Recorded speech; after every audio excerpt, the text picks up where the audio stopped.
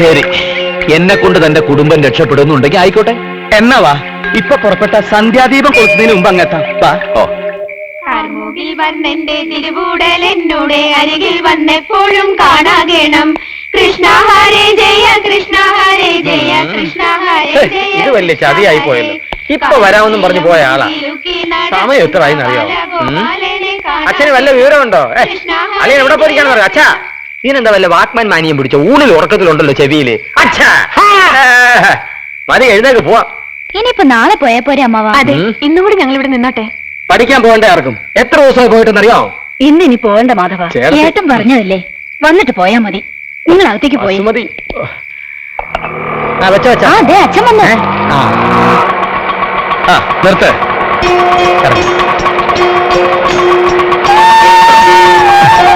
ഇതാ വീട്. ആരാ കൂടെ? അറിയില്ല. ആരാളിയാ ഇത്? ഇത് സൂര്യൻ, എന്റെ കൂടെ പഠിച്ചിരുന്ന സുഹൃത്തിന്റെ മകനാ. ഇതെന്റെ അളിയൻ മാധവമേനോ. ഹലോ, ഞാൻ LIC-ലാ. ഇതെന്റെ ഭാര്യ ദേവകി. ഇതെന്റെ പെങ്ങള വസുമതി, എന്റെ ഭാര്യയാണ്. സുമംഗല എന്റെ മൂത്ത മകള്. ഇവൻ രണ്ടാമത്തവൻ കിച്ചു. I am Krishnakumar. സൂര്യൻ ഇപ്പൊ എന്ത് ചെയ്യുന്നു? സൂര്യന് കഥയെഴുത്ത എഴുത്തുകാരന്. ആരാരെഴുത്താണോ? അല്ല, കഥയെഴുത്ത്. അളിയന്റെ അച്ഛന്. ഞാനും കഥകൾ എഴുതുമായിരുന്നു. കോളേജ് മാഗസിൻ പ്രസിദ്ധീകരിച്ചിട്ടുണ്ട് എന്റെ ഫോട്ടോ സഹിതം. ഇപ്പൊ ഇങ്ങോട്ട് വരാൻ കാര്യം? അല്ല, സിനിമയ്ക്ക് വേണ്ടി കഥ എഴുതാൻ ഒരു ചാൻസ് കിട്ടിയിട്ടുണ്ട്. സ്വസ്ഥമായിട്ട് ഇരുന്ന് എഴുതാൻ ഏകാന്തമായ ഒരു സ്ഥലം വേണമെന്ന് പറഞ്ഞു. അപ്പൊ ഞാൻ കൂട്ടിക്കൊള്ളുന്നു. നിറദീപമാ ശകുനം. കഥയെഴുത്ത് അസലാവും, ഉറപ്പാ. അപ്പോ ഇവിടെ കുറച്ചാളുണ്ടാവോ? എത്ര നാളത്തേക്കും തീരുമാനിച്ചിട്ടില്ല. ഈ വീക്കിലികളിലൊക്കെ കഥ എഴുതാറുണ്ടല്ലേ? പിന്നെ വീക്കിലിലും മാസികയിലും ഒക്കെ എഴുതാറുണ്ട്, അല്ലേ സൂര്യ?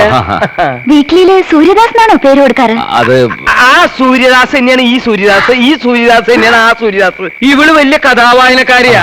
പിന്നെ ഇവൻ സിനിമയുടെ ആളാ. നമുക്ക് മുറിയിലേക്ക് പോവാം. അച്ഛൻ വലിയ കൊലാകാരനാ, പക്ഷെ എനിക്ക് കിട്ടിയിട്ടില്ല. മുഖശ്രീ കണ്ടാൽ അറിയാം, നല്ല തറവാട്ടിലെയാ. പണവും ശരിക്ക് കാണും. ഒരു പോളിസി പിടിപ്പിക്കാം. അളിയ, ഒരു മിനിറ്റ്. സൂര്യൻ പോയിക്കോ, ഞാൻ വരാം. ഒരു സംശയം ചോദിക്കാനുണ്ട്. സംശയിക്കാനൊന്നുമില്ല, അയാള് കഥ എഴുത്തുകാരൻ തന്നെയാ. അല്ലാതെ വല്ലയിടത്തും ചാവാൻ പോയവനെ പിടിച്ചോളൂ. അതല്ലളിയാ, അയാള് പോളിസി എടുത്തിട്ടുണ്ടോന്ന് അറിയാൻ. അതൊക്കെ ഞാൻ എടുപ്പിച്ചോളാം. അളിയന്റെ അടുത്ത് നിന്നെ എടുക്കൂ. അങ്ങനെയാണെങ്കിലേ ഞാൻ ഇന്ന് പോകുന്നില്ല. പിന്നെ തീരുമാനിക്കും.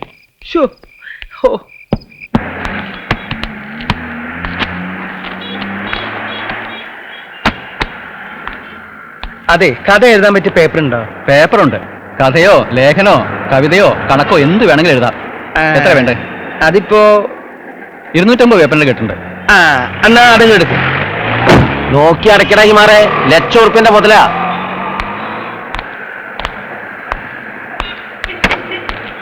എന്തൊക്കെയാ മേന്നെ? വേറെ വക്കീലിനെ ഏർപ്പാടാക്കിയില്ലേ? നമ്മളോട് ഉടക്കാൻ തന്നെ ഞങ്ങളെ തീരുമാനം. ആരോട് ഉടക്കാനല്ല, വേറെ ഗത്യന്തരില്ലാത്തോണ്ടാ. വേണ്ട വേണ്ട, വലിയ പാവത്തൊന്നും കാണിക്കണ്ട. വാശിന്ന് വെച്ചാ ഒട്ടും വിട്ടുകൊടുക്കാത്താനാ ആലമുറ്റത്ത് മൂസക്കുട്ടി. വാശിയും വൈരാഗ്യം ഒന്നും ഉണ്ടായിട്ടല്ല, തറവാട് ജപ്തി ചെയ്യാതിരിക്കാൻ ഒരു തട വെക്കണം എന്നുള്ള ഉദ്ദേശം ഞങ്ങൾക്കുള്ളൂ. വെച്ചോ വെച്ചോ, നിങ്ങളെ നസ്രാണി വക്കീലിന്റെ തട നമ്മളെ മേനോം വക്കീല് പൊളിച്ചടുക്കുന്നത് കാണിച്ചു തരാം.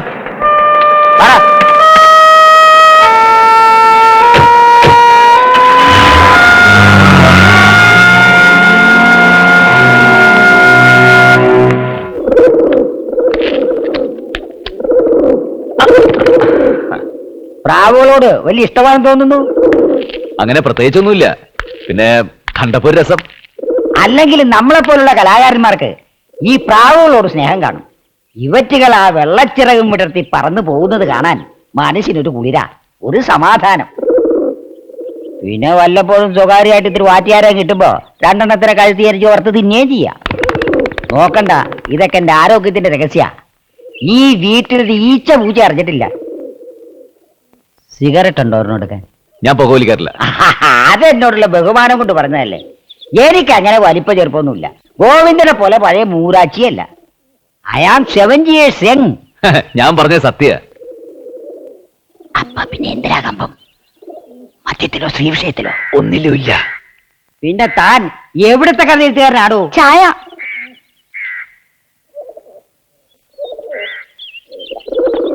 താങ്ക്സ്. മധുരമില്ലാത്താണോ? പിന്നല്ലാതെ. കണ്ട കിളവന്മാർക്ക് കൊടുക്കണ പോലെ എനിക്ക് കൊടുത്താണല്ലോ. നിന്റെ അച്ഛനും കൊണ്ട് കൊടുക്കും. അച്ഛൻ ഇവിടെ ഇല്ലല്ലോ. പോടാർന്ന്. മധുരം കഴിച്ചിട്ട് ഇന്നാളത്തെ പോലെ ആസ്പത്രി പോയി കിടക്കാനാ? ഒരു കഥ എഴുതാൻ എത്ര നാള് വേണം? അത് പിന്നെ അങ്ങനെ കൃത്യമായിട്ട് പറയാൻ പറ്റില്ല, ഓരോന്നിനും ഓരോ സമയ. ഇപ്പൊ എഴുതുന്ന കഥ എപ്പോ തീരും? ഈ കഥ എപ്പോ വേണമെങ്കിലും തീരാം. ഇടിയുണ്ടോ? കഥ തുടങ്ങിയിട്ടില്ലേ ഉള്ളൂ, ഒന്നും പറയാറായിട്ടില്ല.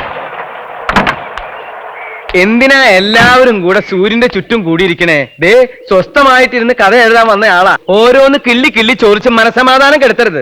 ഞാനും അത് തന്നെ പറഞ്ഞോണ്ടിരിക്കുകയായിരുന്നു. അച്ചോടും കൂടി ഞാൻ പറഞ്ഞേ, നിന്ന് ഇളിക്കാണ്ട് കാറിനകത്തുള്ള സാധനങ്ങൾ എടുത്ത് സൂര്യന്റെ മുറിയിൽ കൊണ്ടുപോയി പെണ്ണേ. മോങ്ങട് വന്നു. പൂതത്താൻ പെണ്ണും കൊണ്ട് പോണതല്ലേ പോണത്? കൊണ്ട പൂച്ച വെക്ക്. ലോകത്തെങ്ങും ഇല്ലാത്തൊരു കഥാകൃത്ത്. ദേ ഇന്ന് തീയതി 18. ഓരോ ദിവസം കഴിയുമ്പോഴും ആ ഡേറ്റ് അങ്ങോട്ട് കീറി കളയാം. അതെന്തിനാ? ഇനിയുള്ള നിന്റെ ഓരോ ദിവസം എണ്ണപ്പെട്ടതല്ലേ? ഒരുമാതിരി മനുഷ്യനെ ടെൻഷൻ അടിപ്പിക്കരുത്.